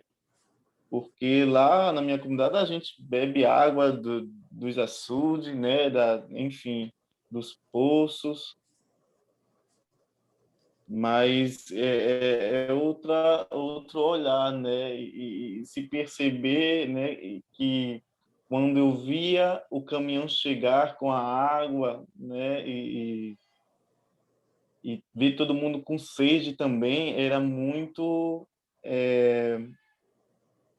interessante para mim, né? Porque era muito distante, na verdade, essa relação da água como propriedade. E aí eu me via, né, o meu próprio corpo como propriedade ali naquele recinto. eu fazendo parte, né? Me tornando enjaulado, né? Em cárcere, sozinho ali naquele espaço, né? Em meio ao contexto pandêmico, em meio a políticas genocidas, né? Etnocidas, e aí eu conversando, né, com o Carcará, que é um companheiro de luta e de vida, a gente chegou a ele fala, né, sobre esse extrativismo, né? Extrativismo da natureza que se estende ao extrativismo de corpos e subjetividades indígenas, né? E se colocar nesse lugar. E é isso, enfim, né? Desde discursos, desde esses lugares que ocupamos, né? E sempre criando uma relação entre nós e a natureza, essa não separação, né? De tudo que nos atravessa e dessas problemáticas aí ambientais, sociais e políticas. E me alonguei muito, meu Deus do céu.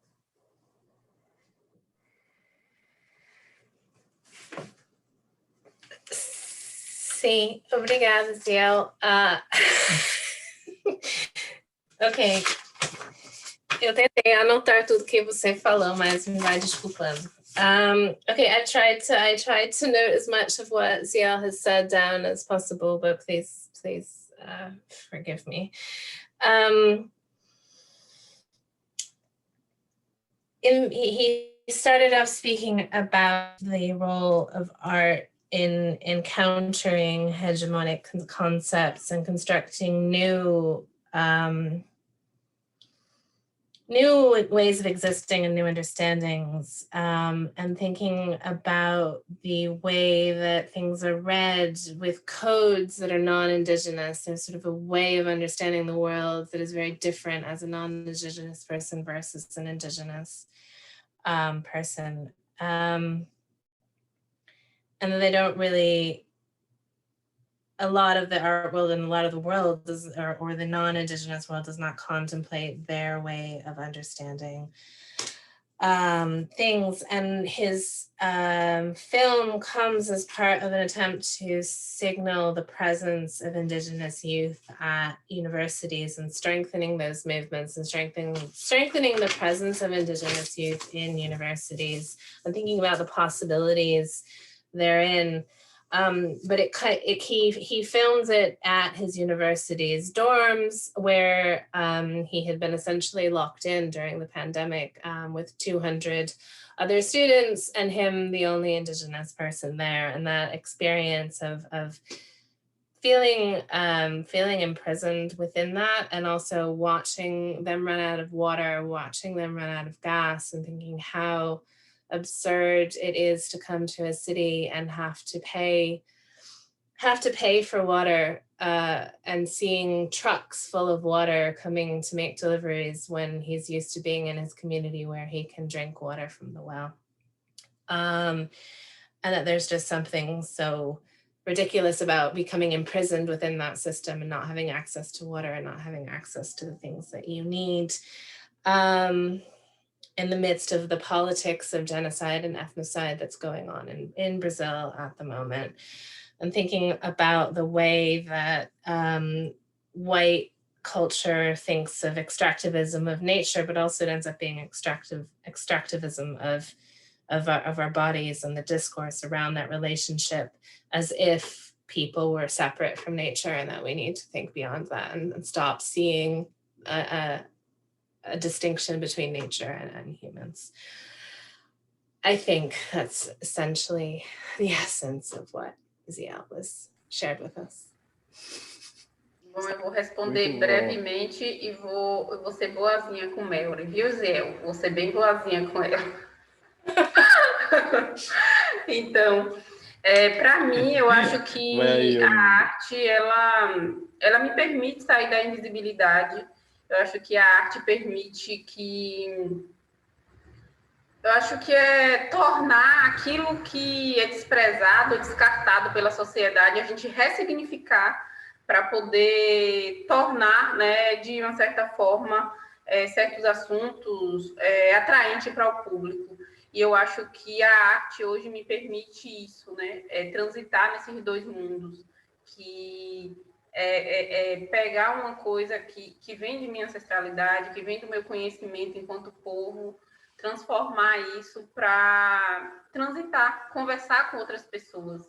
Então, eu acho que a arte tem essa importância, né, da gente conseguir, através dos signos, significados, transmitir isso para outras pessoas, né, que são preocupações, às vezes, que são minhas, mas que se eu não fizesse arte, né, se eu não ressignificasse isso para tornar isso interessante para um público, talvez isso se perdesse comigo.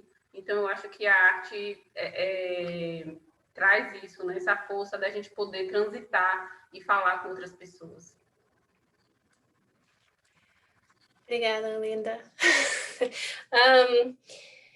Linda, como você consegue? Me ensina, por favor. Diel is asking Olinda to help him learn how to be more concise.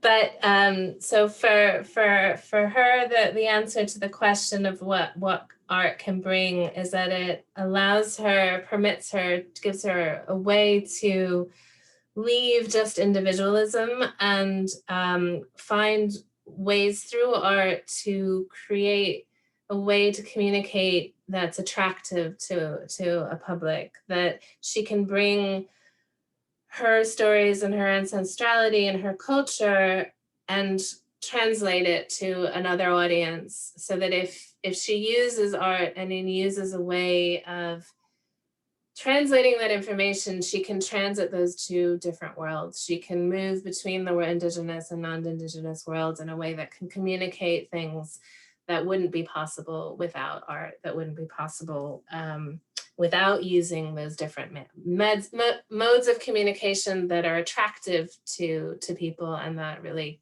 get their attention. And that if she didn't do that, her thoughts and her stories and the things that she wants to communicate would get lost within her. They wouldn't be communicated to a wider audience. Okay. See.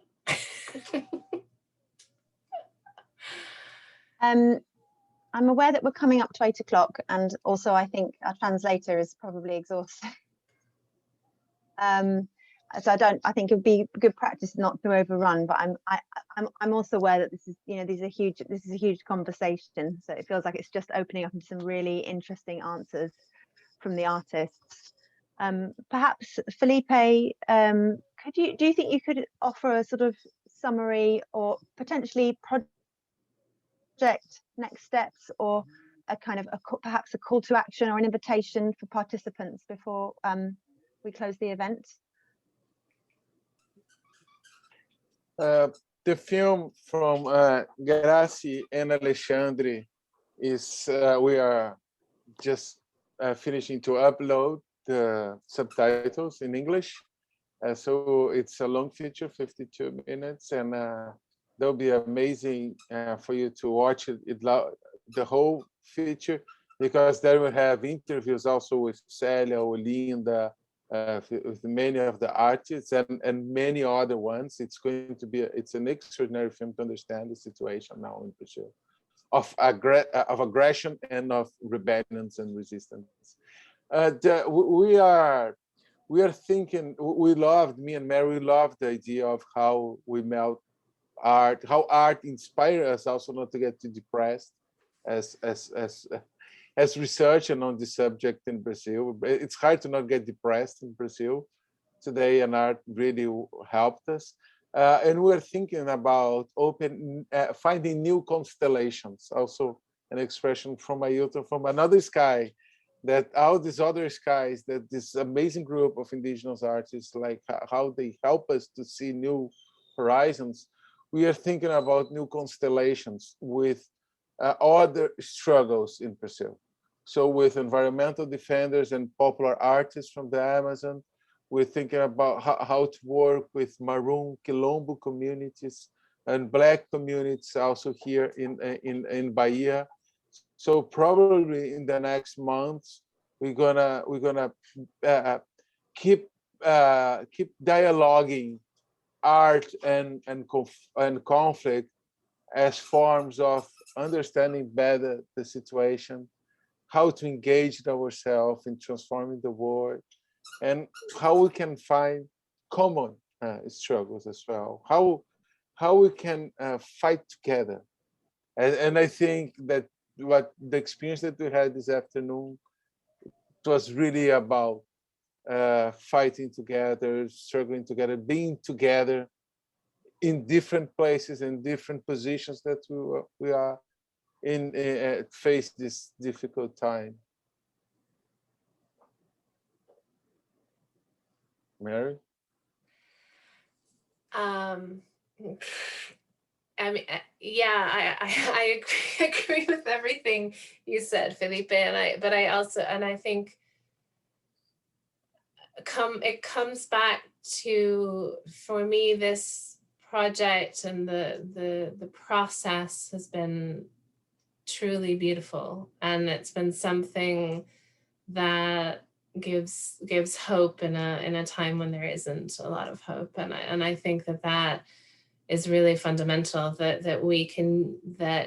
despite the darkness and despite all of the horrible things that are going on, there's so much hope still, and so much strength in the fight for a different outcome, a different world, a different sky, a different reality. And I think and that art allows us to communicate that in ways that, academic papers just don't. And so I think that that's part of it for us as well, is how do we communicate across these different worlds and these different realities. And just, very thankful for everybody who's been here and for the artists for coming. I wish that we could all just communicate without needing language sometimes, because there's so much to say. But we struggled through the translations and the messiness of it, because it's important to create these spaces that, even though it's not pretty and it's not perfect, that we're all here and trying to listen and trying to understand each other, I think is really important. Sim. Thank you. Thank you so much to the artists for coming and staying this whole time. It's been really wonderful to hear your voices. Ela está agradecendo. Você está agradecendo muito por vocês. Segue, Mary. De todo mundo estar na mesma sala, mesmo não podendo comunicar todos no mesmo idioma, mas a gente está aqui para escutar, aqui para aprender, aqui para compartilhar as coisas, né? E foi, como falei, foi um momento, esse projeto foi muito importante, muito lindo, porque dá esperança que a gente consegue criar um mundo diferente, que a gente consegue juntos lutar contra essas coisas feias que a gente está enfrentando. É isso, né? And thank you also to our audience for staying. Yeah, it's been wonderful to be together, and I like what you said, Mary, about it being a bit messy and challenging, but something really rich emerges from that. We will share. I'll email everybody the link to the film tomorrow. I'll email everyone who signed up, and potentially I'll put together a few more links in that piece to sort of share any works that were shared today, or any calls to action that were shared today. Okay. Thank you all. Thank you. Tchau. Obrigada. Muito obrigado. Obrigada, gente. Mas... Tchau. Tchau, gente. Obrigado. Thank you, Mary. Felipe, gostei da estampa da camisa, viu? Obrigado. Obrigado, linda. Homenagem para vocês aí. Gostei do toy do seu cachorrinho lá, Squeaky Toy. It's raining, so he can't go out, and he's like, I don't want to stay home. Ele adora essa brincadinha, né? Então, tchau, Felipe. Até mais. Tchau.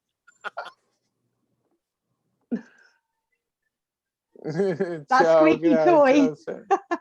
Tchau, tchau, gente. Tchau, obrigada. A gente vai colocar online no filme com as traduções, viu, Gra e Série? E daí vai colocar o link também do parente, que é o Kim, e de todos os trabalhos para ficarem disponíveis. Elas vão traduzir as falas e aí a gente deixa junto com o site e com na galeria o filme para ver. E aí tem outro filme da Gra também, Mary, que a gente passa junto. Sim. O Minha Alma Não Tem Cor também tem tradução. Sim. Vamos. Massa. Bom, gente, deixa eu ir lá que eu não almocei ainda. Estou aqui com a barriga roncando. Tchau, gente. Tchau, tchau, gente. Beijão. Beijão. Someone said, thank you for the brutal effort of translating. Who was that? Brutal. Brutal effort without saying goodbye. Oh, well done, Mary. Yeah, it was good in the end. That was a lot. I think I need you. to melt into the... Yeah. You're just, don't ask me any questions, Liz. I was like, I don't have an opinion. I'm just translating. So much work. Oh my gosh. It's good though. It was good. Anyway, thank you so much again for being part of this. Yeah, we'll have to dive. Well, yeah, I feel like I was quite surprised by that event. Like I kind of feel like I got hit by something. It's appropriate. I think that's my Brazilian. That was my I lost my virginity.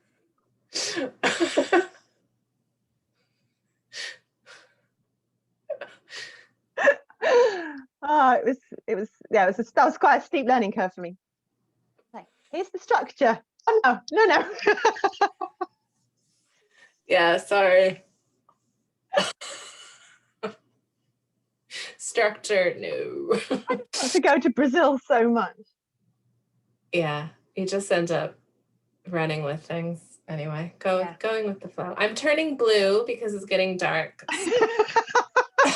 This is what happens. I turn into a ghost. It's really funny. I'm really blue right now. I'll let you go and lie down then, or whatever you need. Yeah, so Thank you for today. Stop looking like an avatar. Oh, that'd be cool. It's lovely to hang out with you. It was fun. Thank you so much. We'll talk soon. Thank you. We will. Okay. Bye. Take care. Bravo.